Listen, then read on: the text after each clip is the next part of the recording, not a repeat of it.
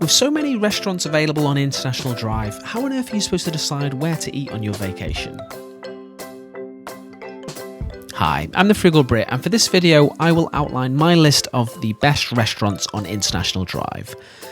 I of course can't give an objective list of the best restaurants, however there is some method to my choices. It's mostly influenced by reviews I've seen online, but I've increased the rank of some restaurants because of offering great value, because I didn't want the list to be completely dominated by super upscale, expensive restaurants, so it does have a sprinkle of my arbitrary taste and fancy.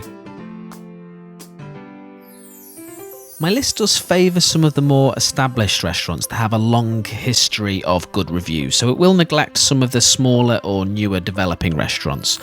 So if your favourite isn't on the list, let me have it in the comments. I'd really appreciate some feedback on the list and any recommendations and experiences that you can share.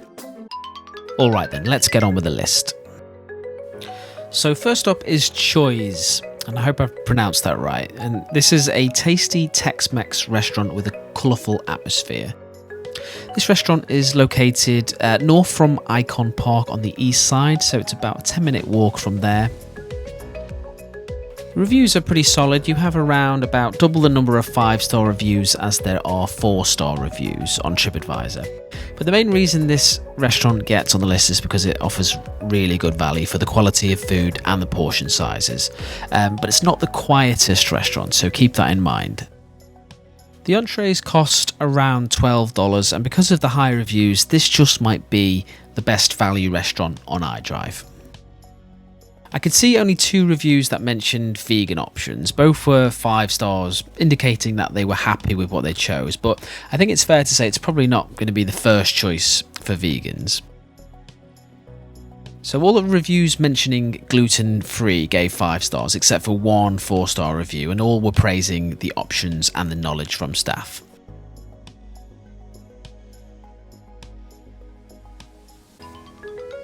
Next up we have Fogo de Chao Brazilian Steakhouse, and I hope I've pronounced that right. And as per the Brazilian steakhouse tradition, you will be fed a lot of meat, so make sure you've made yourself as hungry as possible for an optimal experience. This restaurant is on the west side of iDrive, opposite Icon Park, which is on the east side. Fogo is really not the cheapest, so I strongly recommend not to bother with this restaurant unless you're seriously prepared to do some eating, because you'll definitely need to get your money's worth. This restaurant does look like a perfect gluten-free choice, with one reviewer saying that 99% of the options were gluten-free. So good gluten-free options. Unfortunately, as you'd expect, not a place for vegans, so I won't waste any time here. At number 8 we have the famous Miller's Ale House, which specialises in American bar, grill, pub food.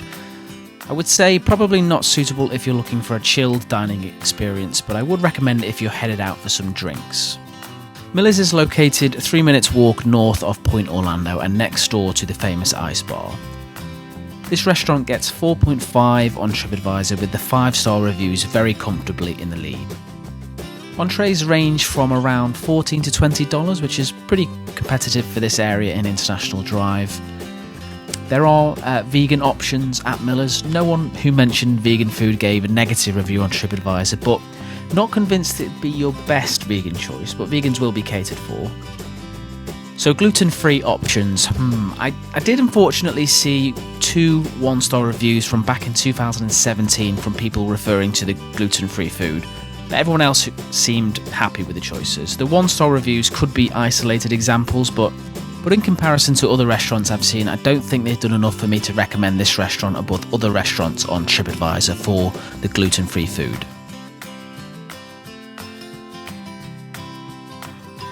At number 7 we have Charley's Steakhouse. This restaurant is named after Charley Woodsby, the co-founder of Red Lobster, which was unfortunate to not make this top 10.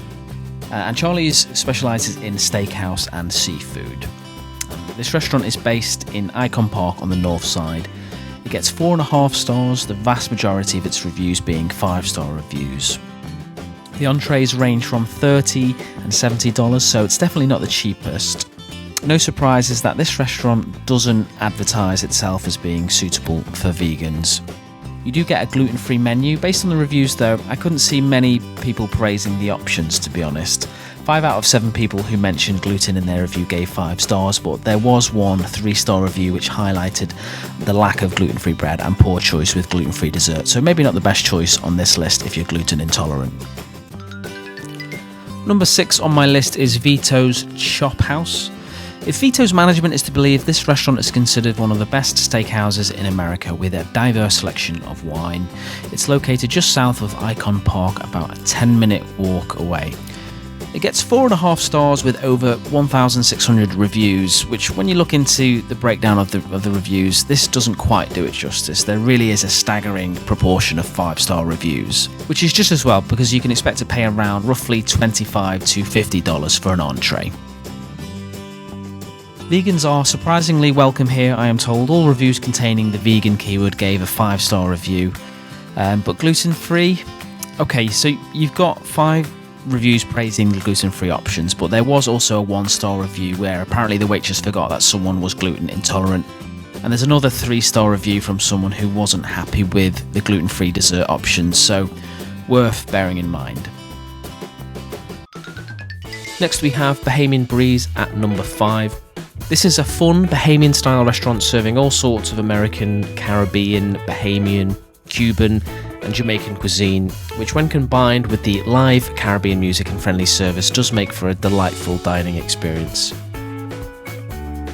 Bahama Breeze is kind of halfway between Icon Park and Point Orlando on the east side of iDrive. The reviews are great, 4.5 stars, almost double the number of 5-star reviews as there are 4-star reviews, with very few reviews under 4 stars. One tip I picked up online was to make sure you book in advance for large groups, as this is a popular restaurant.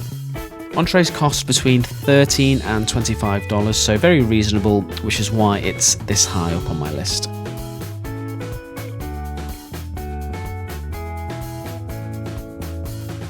All mention of the vegan options gave 5 stars, so definitely I would say it's a great option for vegans.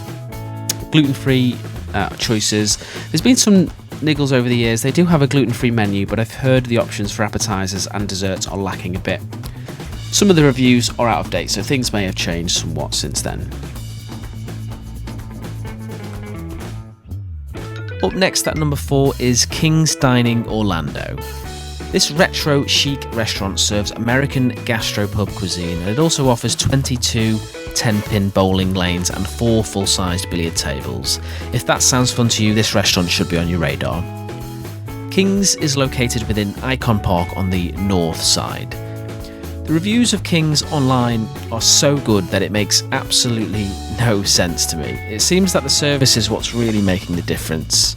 Every other review is praising the quick service, and in particular the friendly and highly attentive staff. I also have a suspicion that the reviews benefit from how stylish and trendy this place is. And also maybe there's a skew because of how new it is, I honestly couldn't say. Entrees are around $12 to $18, and people online are satisfied with the value in terms of the quality. I did, however, see 2 reviews saying that the wings here aren't the best, so I'd recommend avoiding these at King's. Every single review mentioning the vegan options gave a 5-star review with lots of praise for the options. I believe they do a vegan Impossible burger here as well, which is said to be great.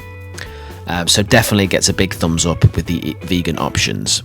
In addition to the great vegan options, they also do great gluten-free choices with nothing but praise for the gluten-free menu. Next up at number 3 is the Capital Grille, specialising in dry-aged steaks with over 5,000 bottles of wine from its award-winning list.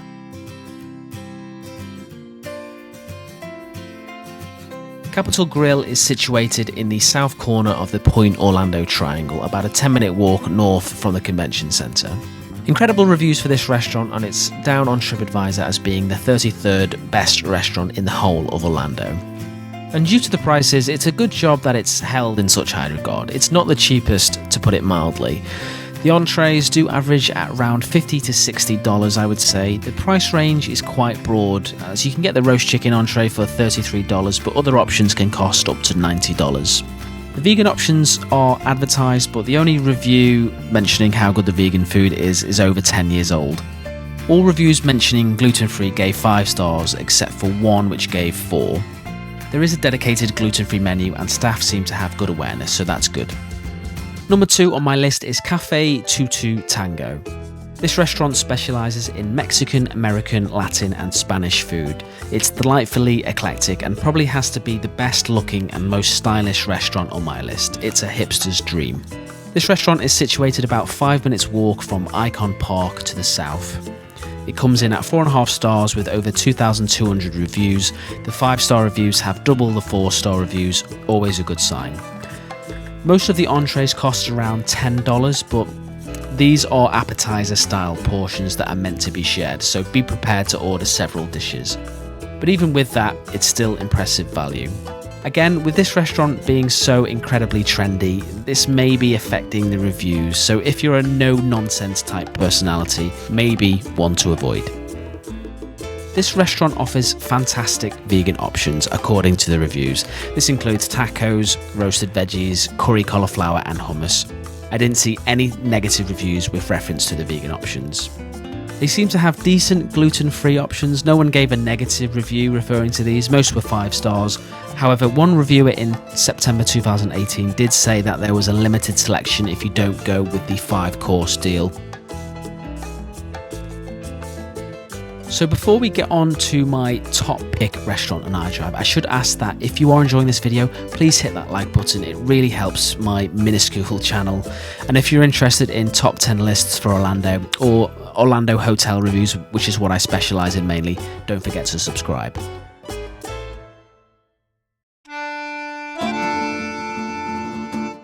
So my top spot is taken by Maggiano's Little Italy. As you already know or likely guessed, this is an Italian restaurant which aims to provide the sort of food and hospitality that you'd get at your Italian grandmother's home.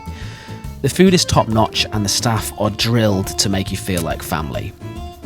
Maggiano's is on the northwest corner of the Point Orlando triangle. The reviews are incredible, with the vast majority of reviews being 5 stars, very few negative reviews.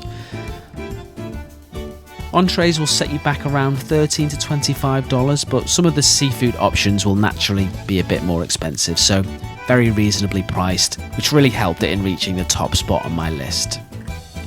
This is a super popular restaurant, so booking in advance is absolutely crucial. Another good tip is that if you're travelling by car, you can park in the Point Orlando parking lot, and Maggiano's apparently will validate your ticket for that. I haven't verified this, so do exercise some caution there. Maggiano's does offer vegan options, but I couldn't see any mention in the recent reviews. The only mention I did see was from 2011, which criticised the options, therefore not a recommendation I'd make to my vegan friends. This restaurant does seem to be a great option for those looking for good Italian gluten-free food. To the point that I think this may also be my top pick for those looking for gluten-free options, especially given that Italian food can sometimes be the most difficult to cater for. There's so many praising both the options and the knowledge from the staff for gluten-free. So there you have it. Thank you for watching my top 10 list. I really hope it's useful. There's so many good dining options on iDrive, despite what some locals will tell you.